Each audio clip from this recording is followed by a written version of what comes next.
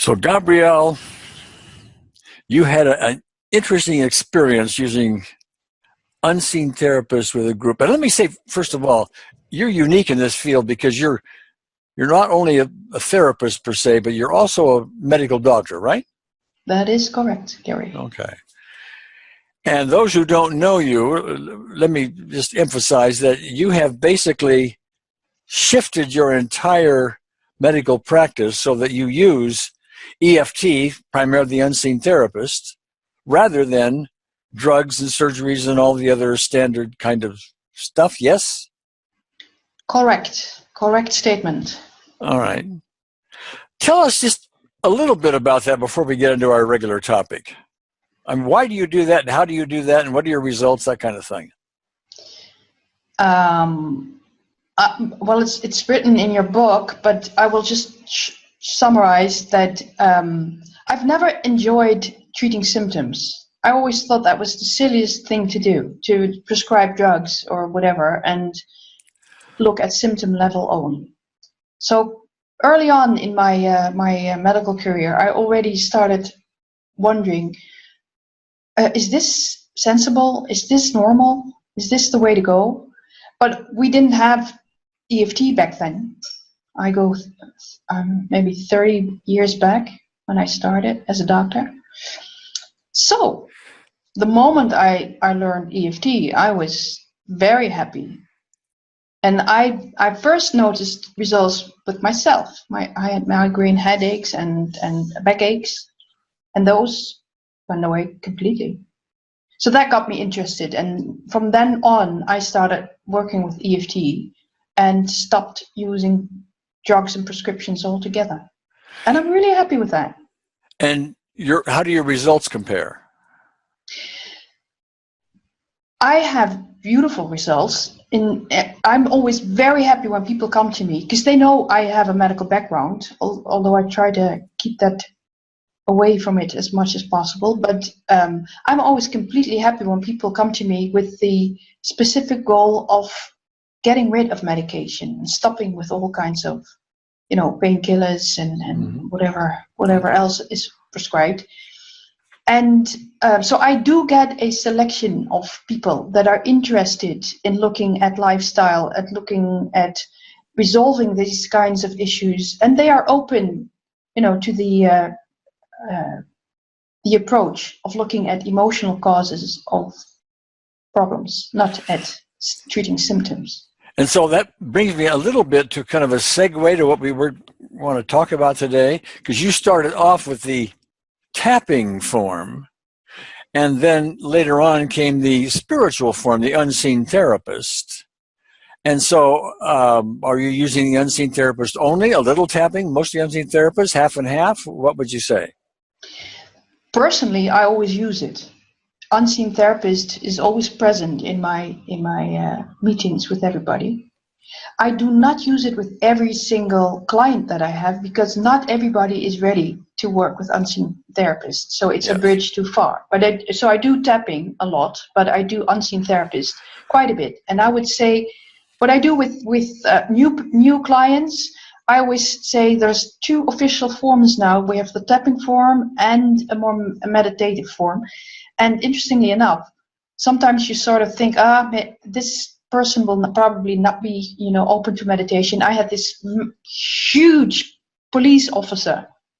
So I thought, well, tapping is probably a bit off the chart for him. So let's not try meditating. But I do. I always say, there's two forms. Just let's do both and see what happens. And he said, well, he loves it.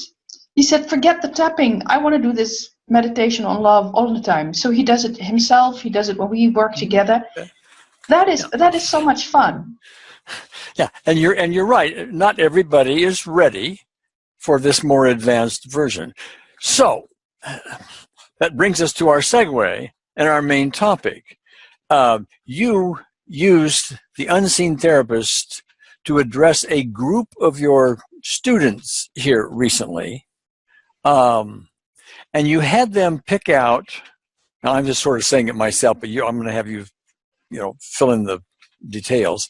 But you had them identify a core issue, things like, I'm not good enough, Okay. Now that's a broad issue that is typically influenced by years and years and years of specific events and experiences and so on. You know, I'm not good enough. I'm not lovable. Things like that. Okay. And well, why don't you tell the story? You had them start off and give a 0 to 10 level rating, and then you did something or other, and then they had improvement. Say the story. Yes.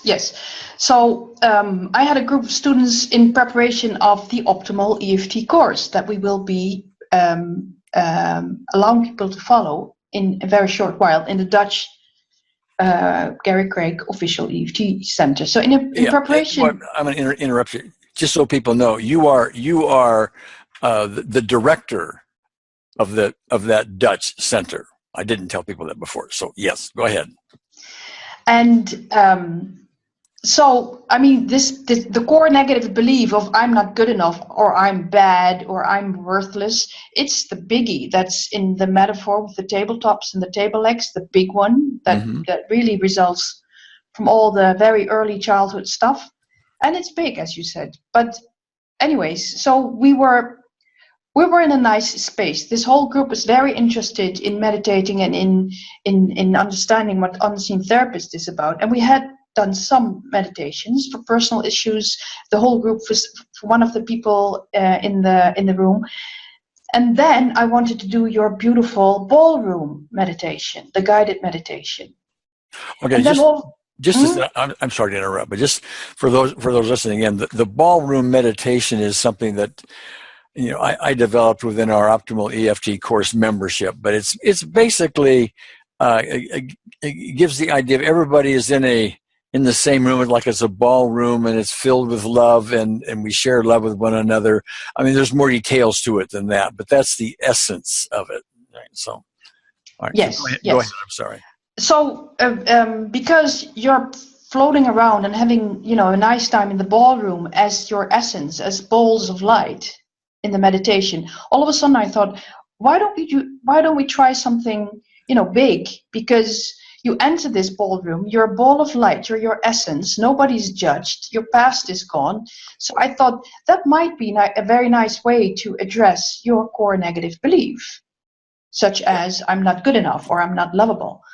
So I asked the group to, mindfully say I'm not good enough, or their sentence, obviously it's a personal sentence, and assess between 0 and 10 how intense it felt emotionally.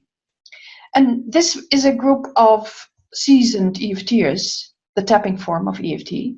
So they knew what they had to do, and they were assessing their core negative belief, and they were way up, all above 5, 7s and 8s and 9s. Because we had been looking at some stuff. So people were, all the stuff that is going on it was nicely activated, as we say.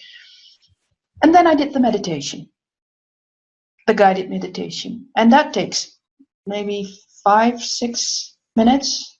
Something I try to do it. Yeah, something like that. And again, and everybody really liked it. So everybody came out, and then I asked them to assess again. How is your core negative belief now? So everybody went, silent and started assessing. And I just saw all these smiles, and people said, that's way down. It's way down. So some of them even had a 0 at that very moment. Others had like 1s and 2s. Nobody above 3. Now, I find that quite remarkable. Well, I'm going to put that in the category of impossible.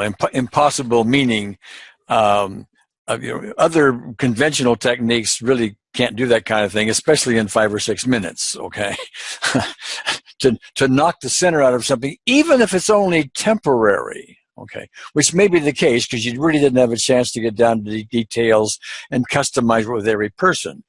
But when you turn this kind of thing over to the unseen therapist, she knows a whole lot more about it than you and I, running around in human form, will ever know.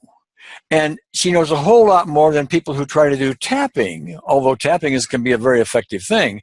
When we do tapping, we're trying to be detectives ourselves and do these things. And so it's you might be able to do something like that, but not like this. This is unique. It stands alone. It stands aside. It stands above. Okay, and that's why I put it in the impossible category. So I'm sorry I interrupted a little bit. So please carry on. No, I agree. Although it is important to emphasize that you need to go into specific situations and get the help of unseen therapists to really resolve, the big stuff underlying these kinds of conclusions. However, quite a few of them had learned EFT somewhere else. With somewhere else, I mean not in our center.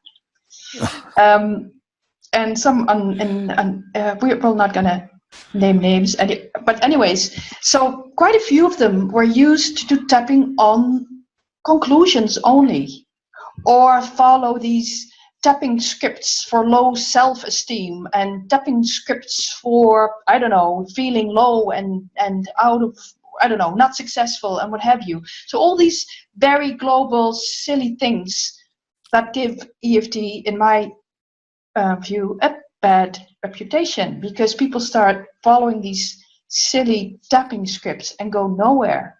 And yes, if you're with a big group and your atmosphere is good, sure, everybody will feel a little better after a few rounds with the whole group tapping little tapping scripts, but that is not EFT. Well, sometimes with a tapping script, you can get some pretty good work done. Sometimes, okay, it's a small percent of times actually. But what happens with the scripts, this is my experience, is a bunch of people do them. Most people go, well, they get a temporary thing or a partial thing or a something, and they go, okay, that's good. And some get a really good result, a small percent. But what happens is those that get the really good result gets embellished, it gets expanded, it gets talked about, whereas the others sort of kind of we don't talk about. Exactly. Those. Okay. It gives off the complete wrong picture, I think. Sorry, I'm interrupting you now. Well, that's all right. That's all right. It's sort of. But I just want people to know that that's a sort of a misleading kind of thing. So viewers that are, enticed by the scripts, I would suggest you study a little more. Okay. So. Well, try the real stuff. You'll be pleasantly surprised, as what we say. Well, I also want to tip my hat to the enthusiastic people out there who do EFT in any form too. Okay, so sure. Right. I agree, but still. So, anyways, so these are seasoned EFTers, and most of them are coaches or therapists themselves. So they were quite surprised at how big the result was. As was I, because it was a little experiment. I thought it was time for a little experiment. Well, we don't know at this point how many of those actually had a permanent result. Whether maybe we kicked the center out of it for a lot of them, but there's some more stuff left over. Typically, you've got to get into some details, customize it to the individual. But to have 5 or 6 minutes, and how many were in your group? 18, I think. Okay. To have 18 people have this kind of result, we're going to give it the impossible label. Okay. Gabrielle, thank you. My hugs to you. Hugs back, Gary. All right. Bye-bye. Bye-bye.